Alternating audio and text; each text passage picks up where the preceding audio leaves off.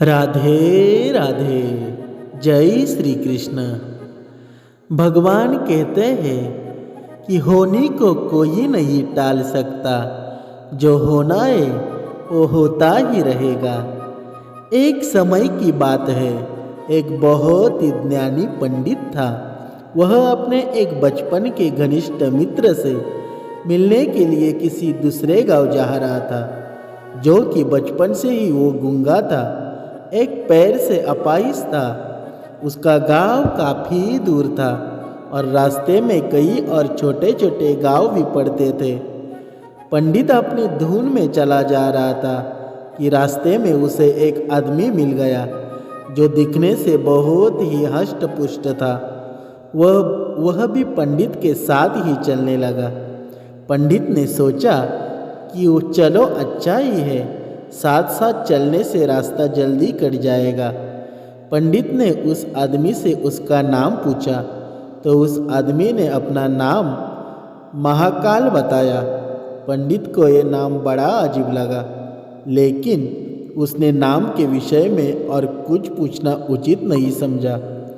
दोनों धीरे धीरे चलते रहे। तभी रास्ते में एक गांव आया। महाकाल ने पंडित से कहा, तुम आगे चलो, मुझे इस गांव में एक संदेशा देना है, मैं तुमसे आगे मिलता हूँ। ठीक है, ये कहकर पंडित अपनी धुन में चलता रहा। तभी एक भैंस ने एक आदमी को मार दिया और जैसे ही भैंसों ने आदमी को मारा, लगभग तुरंत ही महाकाल वापस पंडित के पास पहुँच गए। चलते चलते दोनों एक दूसरे गांव के बाहर पहुँचे, जहाँ एक छोटा सा मंदिर था। ठहरने की व्यवस्था ठीक लग रही थी, और क्योंकि पंडित के एक मित्र का गांव अभी काफ़ी दूर था, साथ ही रात्रि होने वाली थी, सो पंडित ने कहा, रात्रि होने वाली है, पूरा दिन चले हैं, थकावट भी बहुत हो चुकी है, इसलिए आज की रात हम इसी मंदिर में रुक जाते हैं।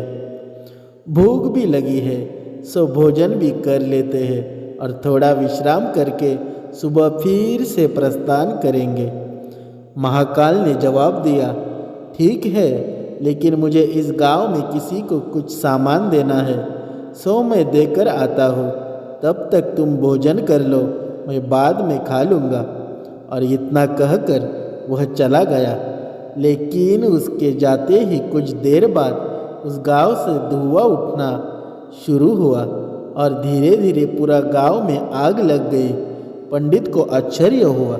उसने मन ही मन सोचा, जहाँ भी ये महाकाल जाता है, वहाँ किसी न किसी तरह की हानि क्यों हो जाती है, जरूर कुछ गड़बड़ है। लेकिन उसने महाकाल से रात्रि में इस बात का कोई जिक्र नहीं किया। सुबह दोनों ने फिर से अपने गंतव्य की ओर चलना शुरू किया। कुछ देर बाद एक और गांव आया और महाकाल ने फिर से पंडित से कहा, पंडित जी, आप आगे चले, मुझे इस गांव में भी कुछ काम है, सो मैं आपसे आगे मिलता हूँ। इतना कहकर महाकाल जाने लगा, लेकिन इस बार पंडित आगे नहीं बढ़ा, बल्कि खड़े होकर महाकाल को देखता रहा कि वह कहाँ जाता है और क्या करता है। तभी लोगों की आवाज़ें सुनाई देने लगी कि एक आदमी को सांप ने डस लिया और उस व्यक्ति की मृत्यु हो गई। ठीक उसी समय महाकाल फिर से पंडित के पास पहुंच गया, लेकिन इस बार पंडित को सहन न हुआ। उसने महाकाल से पूछ ही लिया कि तुम जिस गांव में जाते हो, वहाँ कोई ना कोई नुकसान हो जाता है, क्या तुम मुझे बता सकते हो कि आखिर ऐसा क्यों होता है? महाकाल ने जवाब दिया, पंडित जी, आप मुझसे बड़े हैं, ज्ञानी मालूम पड़े हैं, इसलिए मैं आपके साथ चलने लगा था, क्योंकि ज्ञानियों का संग हमेशा अच्छा होता है। लेकिन क्या सचमुच आप अभी तक नहीं समझे कि मैं कौन हूँ? पंडित ने कहा, मैं समझ तो चुका हूँ, लेकिन कुछ शंका है, सो यदि आप ही अपना उपयुक्त परिचय दे दें तो मेरे लिए आसानी होगी। महाकाल ने जवाब दिया कि मैं यमदूत हूँ और यमराज की आज्ञा से उन लोगों के प्राण हरण करता हूँ जिनकी आयु पूर्ण हो चुकी है। हालांकि पंडित को पहले से ही इसी बात की शंका थी, फिर भी महाकाल के मुंह से ये बात सुनकर पंडित थोड़ा घबरा गया, लेकिन फिर हिम्मत करके पूछा कि अगर ऐसी बात है और तुम सचमुच ही यमदूत हो तो बताओ अगली मृत्यु किसकी है। यमदूत ने जवाब दिया कि अगली मृत्यु तुम्हारे उसी मित्र की है जिसे तुम मिलने जा रहे हो, और उसकी मृत्यु का कारण भी तुम ही होंगे। ये बात सुनकर पंडित ठिठक गया और बड़े पेशोपेश में पड़ गया कि यदि वास्तव में यह हुआ, महाकाल एक यमदूत हुआ, तो उसकी बात सही होगी और उसके कारण मेरे बचपन के सबसे घनिष्ठ मित्र की मृत्यु हो जाएगी। इसलिए बेहतर यही है कि मैं अपने मित्र से मिलने ही ना जाऊं। कम से कम मैं तो उसकी मृत्यु का कारण नहीं बनूंगा। तभी महाकाल ने कहा कि तुम जो सोच रहे हो वो मुझे भी पता है, लेकिन तुम्हारे अपने मित्र से मिलने न जाने के विचार से नियति नहीं बदल जाएगी। तुम्हारे मित्र की मृत्यु निश्चित है और वह अगले कुछ ही क्षणों में घटित होने वाली है। महाकाल के मुख से ये बात सुनते ही पंडित को झटका लगा, क्योंकि महाकाल ने उसके मन की बात जान ली थी, जो कि किसी सामान्य व्यक्ति के लिए संभव ही नहीं था। फलस्वरूप पंडित को विश्वास हो गया कि महाकाल सचमुच यमदूत ही है। इसलिए वह अपने मित्र की मृत्यु का कारण न बने, इस हेतु वह तुरंत पीछे मुड़ा और फिर से अपने गांव की तरफ लौटने लगा। परंतु जैसे ही वह मुड़ा, सामने से उसे उसका मित्र उसी की ओर तेजी से आता हुआ दिखाई दिया, जो कि पंडित को देखकर अत्यधिक प्रसन्न लग रहा था। अपने मित्र के आने की गति को देख पंडित को ऐसा लगा जैसे कि उसका मित्र काफ़ी समय से उसके पीछे पीछे ही आ रहा था, लेकिन क्योंकि वह बचपन से ही गूंगा, एक पैर से अपाहिज था, इसलिए ना तो पंडित तक पहुंच पा रहा था, ना ही पंडित को आवाज़ देकर रोक पा रहा था। लेकिन जैसे ही वह पंडित के पास पहुंचा, अचानक न जाने क्या हुआ और उसकी मृत्यु हो गई। पंडित हक्का बक्का सा आश्चर्य भरी नज़रों से महाकाल की ओर देखने लगा, जैसे ही पूछ रहा हो कि आखिर हुआ क्या। उसके मित्र को महाकाल पंडित के मन की बात समझ गया और बोला, तुम्हारा मित्र पिछले गांव से ही तुम्हारे पीछे पीछे आ रहा था, लेकिन तुम समझ ही सकते हो कि वह अपाहिज व गूंगा होने की वजह से तुम तक नहीं पहुंच सका। उसके अपनी सारी ताकत लगाकर तुम तक पहुंचने की कोशिश की, लेकिन बुढ़ापे में बचपन जैसी शक्ति नहीं होती, इसलिए हृदयघात की वजह से तुम्हारे मित्र की मृत्यु हो गई और उसकी वजह हो तुम, क्योंकि वह तुमसे मिलने हेतु तुम तक पहुंचने के लिए अपनी सीमाओं को लांघते हुए तुम्हारे पीछे भाग रहा था। अब पंडित को पूरी तरह से विश्वास हो गया कि महाकाल सचमुच ही यमदूत है और जीवों के प्राण हरण करना ही उसका काम है।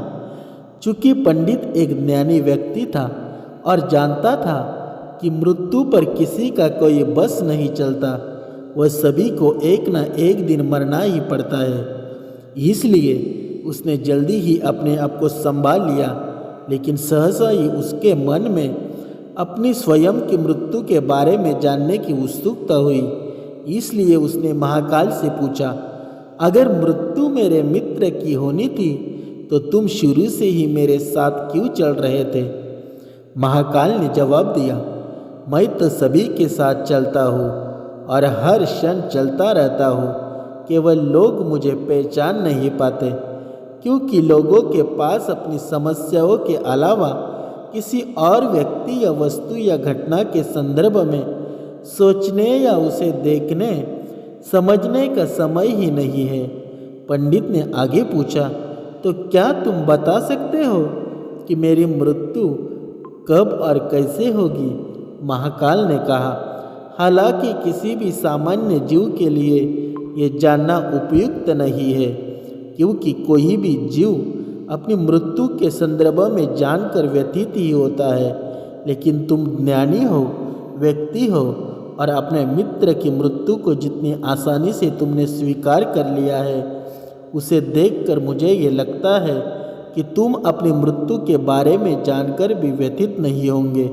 सो तुम्हारी मृत्यु आज से ठीक 6 माह बाद आज ही के दिन, लेकिन किसी दूसरे राजा के राज्य में फांसी लगाने से होगी। और आश्चर्य की बात यह है कि तुम स्वयं खुशी से फांसी को स्वीकार करोगे। इतना कहकर महाकाल जाने लगा, क्योंकि अब उसके पास पंडित के साथ चलते रहने का कोई कारण नहीं था। पंडित ने अपने मित्र का यथास्थिति जो भी कर्मकांड संभव था किया और फिर से अपने गांव लौट आया।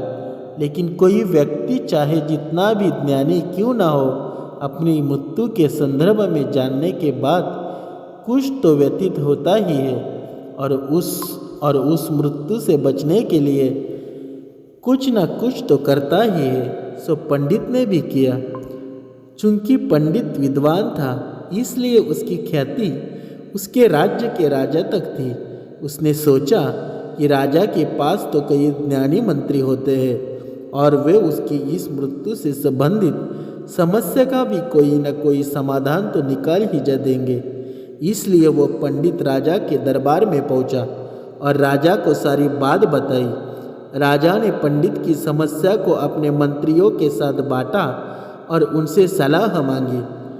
अंत में सभी की सलाह से ये तय हुआ कि यदि पंडित की बात सही है तो जरूर उसकी मृत्यु 6 महीने बाद होगी, लेकिन मृत्यु तब होगी जबकि वह किसी दूसरे राज्य में जाएगा।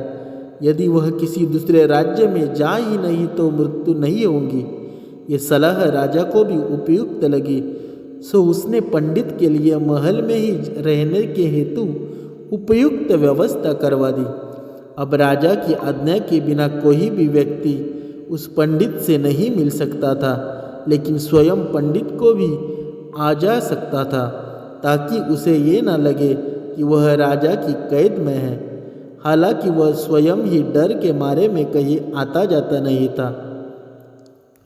धीरे धीरे पंडित की मृत्यु का समय नजदीक आने लगा और आखिर वह दिन भी आ गया जब पंडित की मृत्यु होनी थी।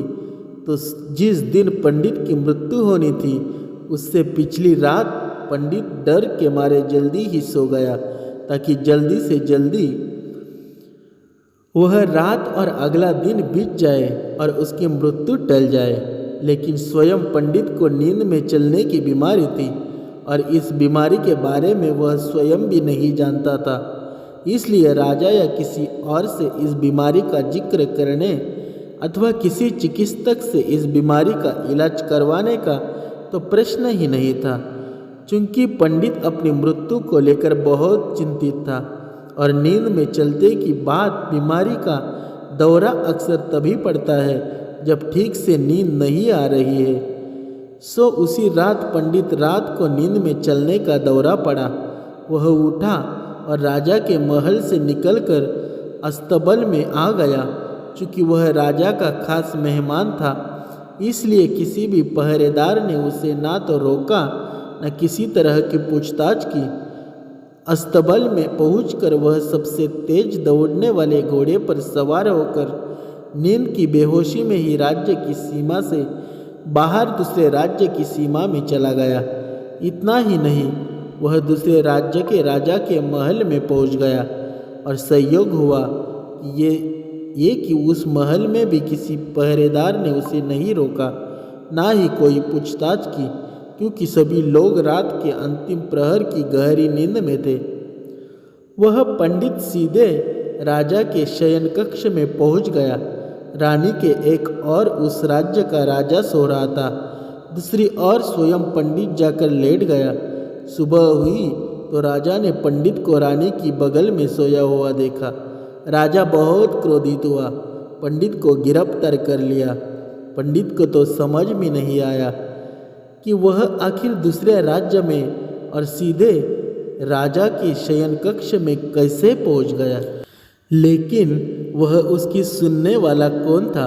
राजा ने पंडित को राज दरबार में हाजिर करने का हुक्म दिया। कुछ समय बाद राजा का दरबार लगा, जहाँ राजा ने पंडित को देखा और देखते ही इनका क्रोधित हुआ कि पंडित को फांसी पर चढ़ा दिया जाने का फरमान सुना दिया। फांसी की सजा सुनकर पंडित कांप गया। फिर भी हिम्मत कर उसने राजा से कहा कि महाराज, मैं नहीं जानता कि मैं इस राज्य में कैसे पहुंचा। मैं ये भी नहीं जानता कि मैं आपके शयन कक्ष में कैसे आ गया और आपके राज्य के किसी भी पहरेदार ने मुझे रोका क्यों नहीं। लेकिन मैं इतना जानता हूँ कि आज मेरी मृत्यु होनी थी और होने जा रही है। राजा को एक बात थोड़ी अटपटी लगी। उसने पूछा, तुम्हें कैसे पता कि आज तुम्हारी मृत्यु होनी थी? कहना क्या चाहते हो तुम?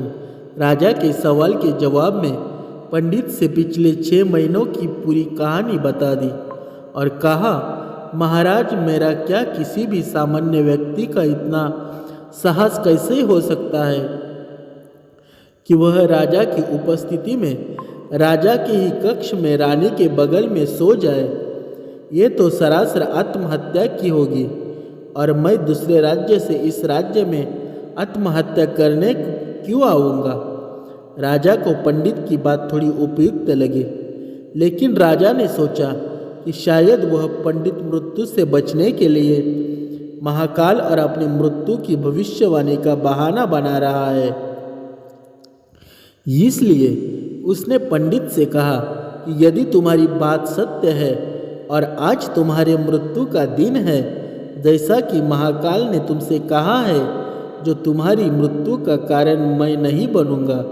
लेकिन यदि तुम झूठ कह रहे हो तो निश्चित ही आज तुम्हारी मृत्यु का दिन है। क्योंकि पड़ोसी राज्य का राजा उसका मित्र था, इसलिए उसने तुरंत कुछ सिपाहियों के साथ दूसरे राज्य के राजा के पास पत्र भेजा और पंडित की बात की सत्यता का प्रमाण मांगा। शाम तक भेजने गए सैनिक फिर से लौटे और उन्होंने आकर बताया कि महाराज, पंडित जो भी कह रहे हैं वह सच है। दूसरे राज्य के राजा ने पंडित को अपने महल में ही रहने की संपूर्ण व्यवस्था दे रखी थी और पिछले 6 महीने से यह पंडित राजा का मेहमान था। कल रात राजा स्वयं इससे अंतिम बार इसके शयन कक्ष में मिले थे और उसके बाद ये इस राज्य में कैसे पहुंच गया, इसकी जानकारी किसी को नहीं है। इसलिए उस राज्य के राजा के अनुसार पंडित को फांसी की सजा दिया जाना उचित नहीं है। लेकिन अब राजा के लिए एक नई समस्या आ गई, क्योंकि उसने बिना पूरी बात जाने ही पंडित को फांसी की सजा सुनाई दी। इसलिए अब यदि पंडित को फांसी ना दी जाए तो राजा के कथन का अपमान हो, और यदि राजा द्वारा दी गई सजा का मान रखा जाए तो पंडित की बेवजह मृत्यु हो जाएगी।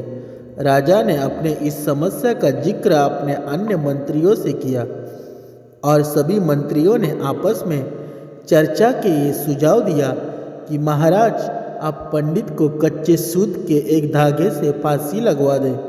इससे आपके वचन का मान भी रहेगा और सूत के धागे से लगी फांसी से पंडित की मृत्यु भी नहीं होगी, जिससे उसके प्राण भी बच जाएंगे। राजा को ये विचार उपयुक्त लगा और उसने ऐसा ही आदेश सुनाया। पंडित के लिए सूत के धागे का फांसी का फंदा बनाया और नियमानुसार पंडित को फांसी पर चढ़ाया जाने लगा। सभी खुश थे कि ना तो पंडित मरेगा, न राजा का वचन झूठा पड़ेगा। पंडित को भी विश्वास था कि सूत के धागे से तो उसकी मृत्यु नहीं ही होगी, इसलिए वह भी खुश हुआ और फांसी चढ़ने को तैयार था, जैसा कि महाकाल ने उसे कहा था कि। लेकिन जैसे ही पंडित को फांसी दी गई, सूत का धागा तो टूट गया, लेकिन टूटने से पहले उसने अपना काम कर दिया। पंडित के गले की नस कट चुकी थी उस सूत के धागे से, और पंडित जमीन पर पड़ा तड़प रहा था। हर धड़कन के साथ उसके गले से खून की फुहार निकल रही थी। और देखते ही देखते कुछ ही क्षणों में पंडित का शरीर पूरी तरह से शांत हो गया। सभी लोग आश्चर्यचकित हक्के बक्के से पंडित को मरते हुए देखते रहे। किसी को भी विश्वास ही नहीं हो रहा था कि एक कमजोर से सूत के धागे से किसी की मृत्यु हो सकती है। लेकिन घटना घट चुकी थी। नीति ने अपना काम कर दिया था। जो होना होता है वह होकर ही रहता है। हम चाहे जितनी सावधानियां बरतें या चाहे जितने उपाय कर ले, लेकिन हर घटना और उस घटना का सारा ताना बाना पहले से ही निश्चित है, जिसे हम रत्ती भर भी इधर उधर नहीं कर सकते। इसलिए ईश्वर ने हमें भविष्य जानने की क्षमता नहीं दी, ताकि हम अपने जीवन को ज़्यादा बेहतर तरीके से जी सके। और यही बात उस पंडित पर भी लागू होती है। यदि पंडित ने महाकाल से अपने मृत्यु के बारे में न पूछा होता तो अगले 6 महीने तक वह राजा के महल में कैद होकर हर रोज डर डर कर जीने की बजाय ज़्यादा बेहतर जिंदगी जीता। प्रकृति ने जो भी कुछ बनाया है और उसे जैसा बनाया है वह सब कुछ किसी न किसी कारण से वैसा है, और उसके वैसे होने पर सवाल उठाना गलत है, क्योंकि हर व्यक्ति वस्तु या स्थिति का संबंध किसी न किसी घटना से है जिसे घटित होना है।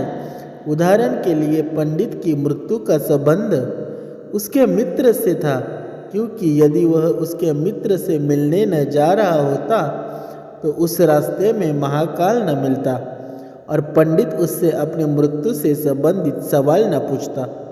जबकि यदि पंडित अपने मित्र से मिलने न जाता और पंडित का मित्र बचपन से ही गूंगा और अपाहिज न होता तो उसकी मृत्यु न होती, क्योंकि उस स्थिति में वह अपने मित्र को पीछे से आवाज़ देकर रोक सकता था। यानी बचपन से प्रकृति ने उसे अपंगत्व दी थी, उसका संबंध उसकी मृत्यु से था। इसी तरह से पंडित को नींद में चलने की बीमारी है। इस बात का पता यदि स्वयं पंडित को पहले से होता तो वह इस बात का जिक्र राजा से जरूर करता। परिणाम स्वरूप वह राजा के महल से निकलता तो कोई ना कोई पहरेदार उसे जरूर रोक लेता, अथवा राजा ने कुछ ऐसी व्यवस्था जरूर की होती ताकि पंडित से नींद में उठकर कहीं न जा सके। यानी हर घटना के घटित होने के लिए प्रकृति पहले से ही सारे बीज बो देती है, जो अपने निश्चित समय पर अंकुरित होकर उस घटना के घटित होने अपना योगदान देते हैं। इसलिए प्रकृति से लड़ने का कोई मतलब नहीं, क्योंकि हमें नहीं पता कि किस घटना के घटित होने के लिए कौन कौन से कारण होंगे, और उन कारणों से संबंधित बीज कब, कहाँ और कैसे बोए गए हैं। और इसको हम सरल शब्दों में भाग्य कहते हैं। जय श्री कृष्ण। राधे राधे। मित्रों, हमारे चैनल पर आप नए हो तो हमारे चैनल को अभी सब्सक्राइब कीजिए। राधे राधे। जय श्री कृष्ण। जय श्री कृष्ण।